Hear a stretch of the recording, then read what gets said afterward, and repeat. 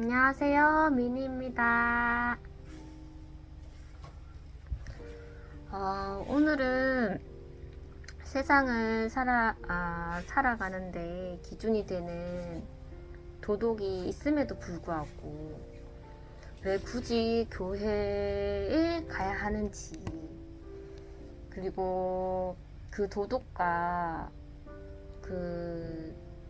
비슷한 그 성경책의 율법의 차이점은 무엇인지에 대해서 말씀드려볼까 합니다. 우리는 모든 사람들과 질서를 지키며 화목하기 위해서 세상에 도덕이라는 기준이 있습니다. 그리고 성경책에 나와 있는 그 율법 또한 도덕과 유사합니다. 근데 왜 굳이 사람들은 교회에 가는 것일까요? 그 차이점이 분명히 있습니다. 그 세상 사람들은 도덕이라는 선과 악의 기준이 있기 때문에 그들 또한 긍휼함이 있습니다.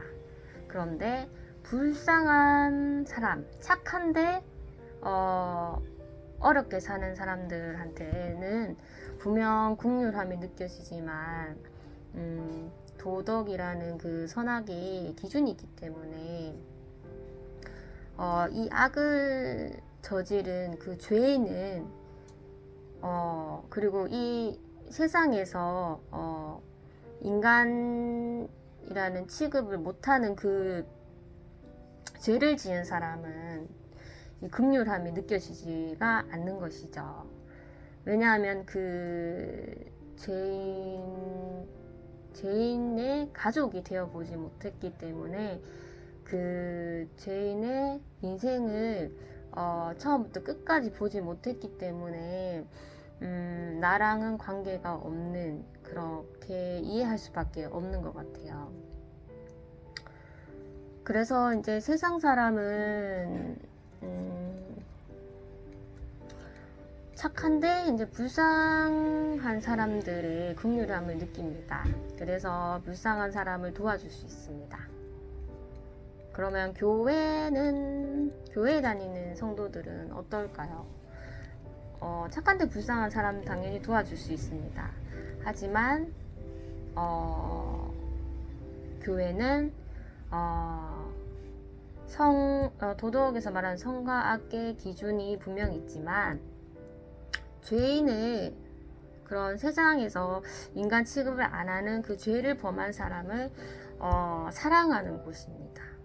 이것이 세상 사람과 교회에 다니는 사람들이 사고의 차이인 것입니다. 그래서 교회라는 곳은 교회 안의 공동체에서는 성경책이 그 성경책 안에 율법이 기준이 되지만 정죄와 판단을 하면은 안 되는 것입니다. 왜냐하면 인간이란 자체가 다 똑같기 때문입니다. 하나님 앞에서 다 똑같은 존재인데 왜 인간이 인간을 판단하냐? 그것은 이제 세상 사람들은 하나님을 인정하지 않기 때문에 사람을 기준으로 판단을 내리지만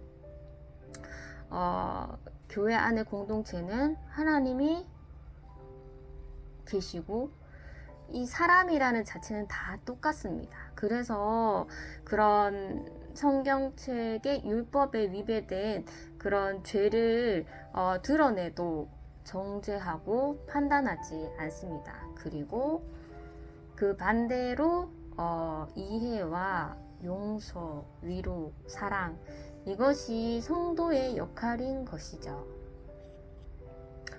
그런데 우리도 처음부터 이렇게 이해, 용서, 위로, 사랑을 할 수도 있는데 죄인에게는 그것이 안 됐던 사람입니다. 우리도 똑같은 세상 사람이었고 하나님의 인도하심으로 교회에 왔지만 그 성령의 도우심을 받지 못하면 우리도 또 똑같이 세상 사람과 똑같은 것입니다. 그냥 정죄하고 판단을 할 수밖에 없는 존재가 그 교회 안에도 있습니다.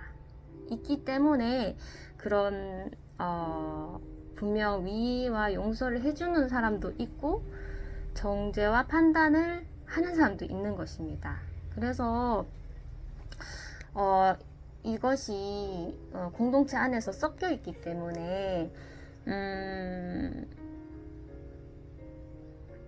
정말로 직접적으로 겪어보면은 조금 같이 이렇게 걸어가기가 좀 힘들 때도 있습니다.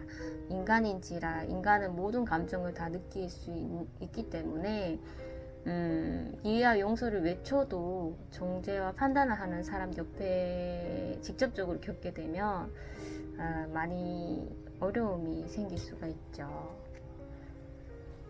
그런데 이제 성령의 도우심으로 이제 하나님께 부르심을 받고 성령의 도우심으로 우리가 이해, 용서, 위로, 사랑을 주지만은 우리도 신앙생활을 하다가 넘어질 수가 있습니다.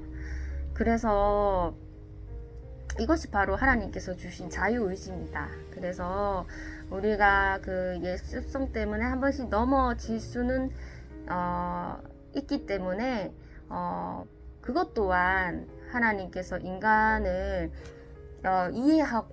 이해하는 그것이기 때문에 우리는 거기에 너무 죄책감을 느끼지 않고 그렇게 또 한 걸음씩 다시 일어서며 또 이해와 용서, 위로, 사랑을 지속적으로 줄 수가 있는 것이죠.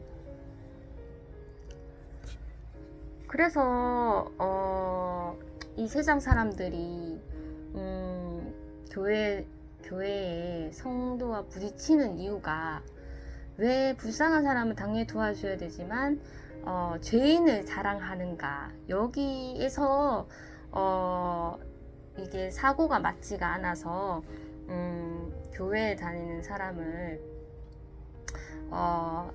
싫어할 수도 있는 것입니다. 그것이 이제 하나님이 있고 없고의 차이죠. 그러면은 죄인을 사랑하는 곳은 교회 안에 공동체밖에 없습니까? 이런 질문이 또 있을 수 있습니다. 성령의 도우심은 공간을 따지지 않습니다. 그 성도 한 분 한 분이 바로 교회입니다.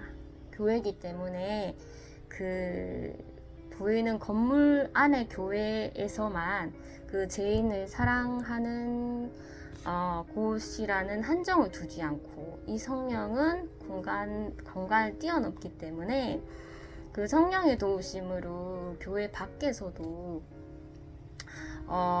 그런 세상 사람들과 같이 소통하면서 죄인을 사랑하고 이해하고 용서하고 위로하고 사랑, 이 모든 것을 다 실천할 수가 있습니다. 그래서 하나님의 도우심으로 우리가 최종적으로 해야 될 것은 교회 안에서만 그런 공동체를 이루는 게 아니라 교회 밖에서도 얼마든지 공동체를 이룰 수 있다는 것입니다.